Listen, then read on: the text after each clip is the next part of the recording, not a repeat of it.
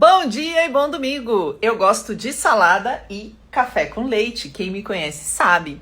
E ontem eu estava conversando sobre isso com um tatuador, o quanto isso já é muito estranho para a maioria das pessoas. Ai, mas salada e café com leite? Então assim, para a maioria das pessoas tudo é muito estranho. Parece que a gente tem que andar sempre de uma forma esperada, como as pessoas querem que a gente seja. E isso para mim, gente, é insuportável. Inclusive tá aqui a tatuagem que eu fiz com ele em primeira mão, depois eu mostro no detalhe pra vocês, porque ela tem vários elementos de coisas que eu gosto. E a gente conversou sobre tanta coisa, e tem algo que tem me incomodado particularmente sobre essa questão de tatuagem em mulheres, porque isso vira um tema, né? Não deve, é um tema, tatuagem em homem não é um tema, mas tatuagem em mulher é um tema, porque esses red pills, inclusive um expoente dessa desgraça foi preso por violência doméstica ontem, né? Eles ficam dizendo que mulher tatuada tem problemas. E talvez eles tenham razão. Imagina eu concordando com o Red Pill, gente. Meu Deus, me troca, é um clone. É IA, com certeza. É IA. No sentido de que uma mulher que se tatua, a gente faz isso porque a gente gosta, a gente acha bonito. Mas é um recado para a sociedade, um recado político que diz o seguinte: esse corpo é meu e com ele eu faço o que eu quiser. Eu não estou nem aí para sua opinião. Se você gosta, se você não gosta, se você acha que deveria ser mais discreta, pequena, em outro lugar, dane-se, porque o corpo é meu. E isso para alguns homens é insuportável.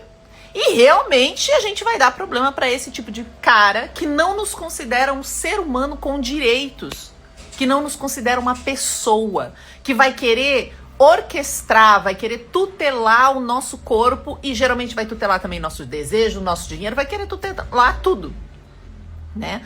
Então você tem que ser um homem respeitoso para aceitar. Até porque não é sobre aceitar, né? Não tem nada a ver com você. É igual salada com café com leite. O que interfere na sua digestão? E a minha salada vai ser cebola crua, pro ódio de mais gente. Não interfere em nada. É a vida de um ser humano, ele tem o direito. Tem muitas coisas que a gente não consegue escolher, né? A gente está dependendo de um monte de coisa que é impossível escolher. Financeiramente é difícil. Agora, o que a gente pode escolher, o que a gente deve escolher e decidir é o nosso corpo.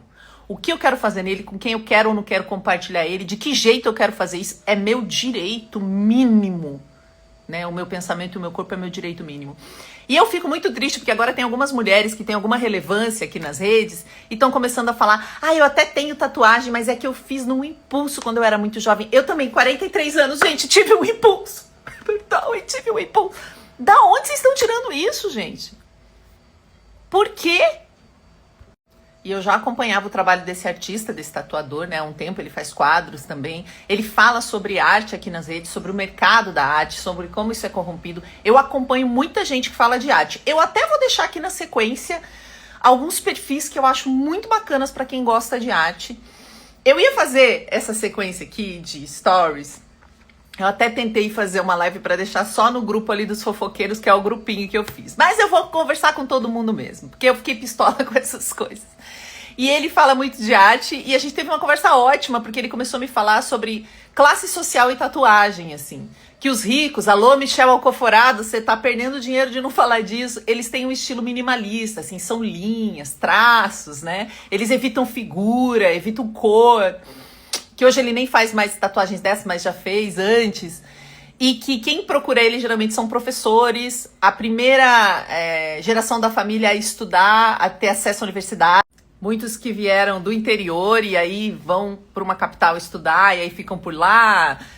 Pessoas de exatas, muita gente da matemática. E vocês acham que eu sou de humanas, gente? Eu pareço de humanas só porque eu fiz faculdade de direção de teatro, né? De artes cênicas? Lógico que não, porque eu também fiz Cefet, eu também fiz edificações. Sou de exatas também. E foi muito interessante, assim, a conversa toda. E ele me descreveu toda, né? Porque eu vim de Pato Branco, lá no Paraná. Existe como a Bozena, que não é de lá, mas é uma atriz maravilhosa que faz essa personagem. Então foi um encontro muito bacana. E foi a primeira vez, eu já tenho algumas tatuagens, que o tatuador pegou o lápis e entregou pra mim e falou: quer desenhar você também?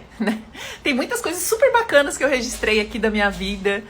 E acho que foi um momento muito importante pra mim ter essa parte do meu corpo tatuada. E aí eu vou fazer um último stories pra explicar por quê.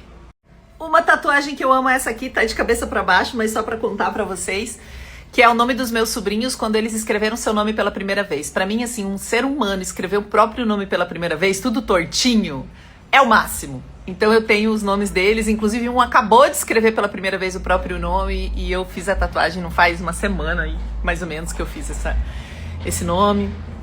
Tem algumas outras. Então todas têm significado. Eu sou essa pessoa que tatua com significado. Tem gente que é só pela estética, enfim, cada um tem seus motivos.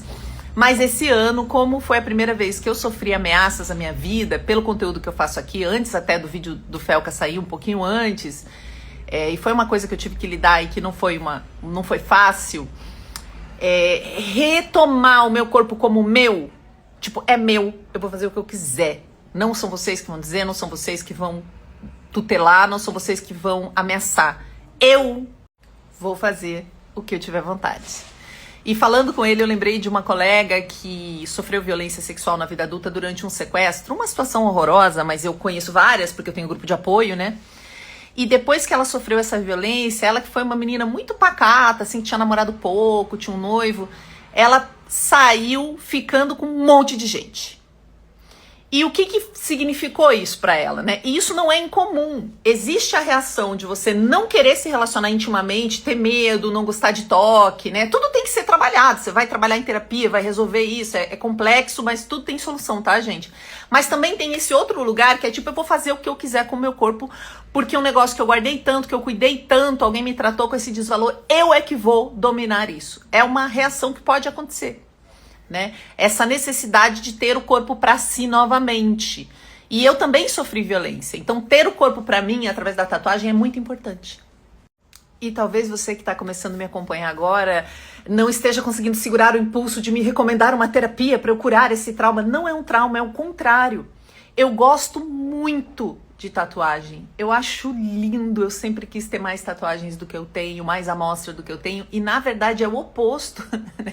A terapia e o trabalhar o trauma faz com que eu realmente consiga fazer isso. Porque eu tinha essa coisa, eu atuei muito como atriz, né? Ainda faço coisas como atriz.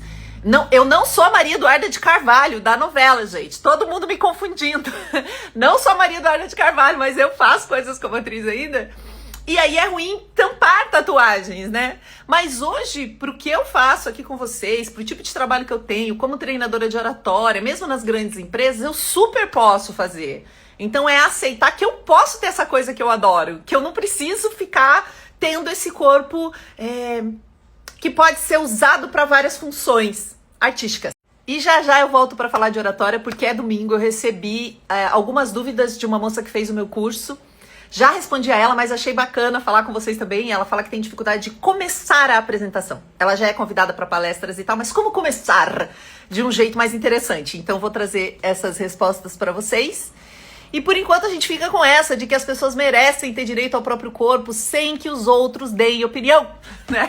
Vamos guardar a nossa opiniãozinha para nós, do nosso coração. Se você não gosta, você não faz. Se você gosta, você faz.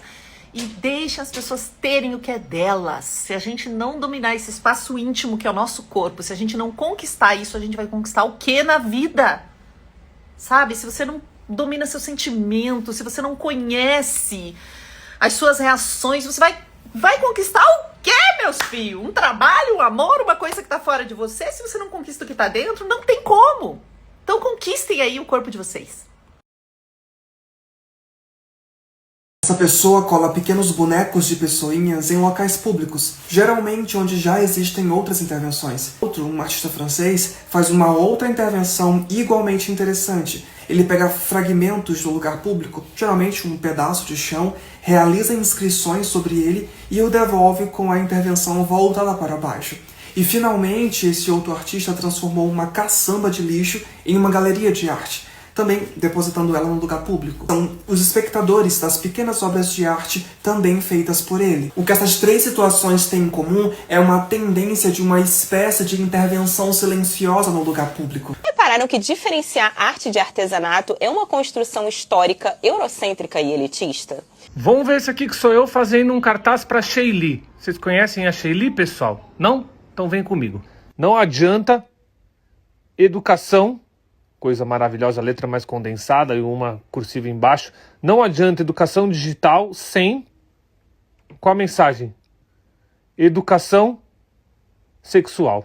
Claro que não. Sexta-feira e sexta-feira é dia de quê? De passar raiva. É difícil de acreditar que essas imagens aqui já foram de cenas reais da cidade de São Paulo. Mas aí a pergunta que não quer calar e sempre fica na minha cabeça, que é a seguinte: se você não consegue desenvolver uma roupa, fica bonita e gera desejo, em um corpo com as características de um corpo de uma mulher adulta, peito, bunda, curvas, como é que você pode ser considerado, se auto-intitular ou ser visto como um bom designer? O sucesso de Guerreiros do K-pop me faz lembrar de como Red, Crescer uma Fera, foi injustiçado. São dois filmes muito diferentes, mas que compartilham algo essencial. Esse vídeo prova a importância da moda para entender uma sociedade.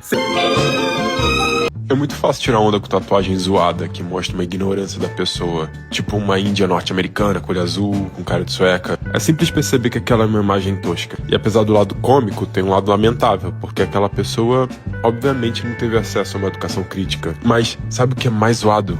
É quando você vai ver quem tá apontando o dedo pra esse tipo de tatuagem tem o equivalente dela em versão cult. Tipo uma tatuagem do MASP.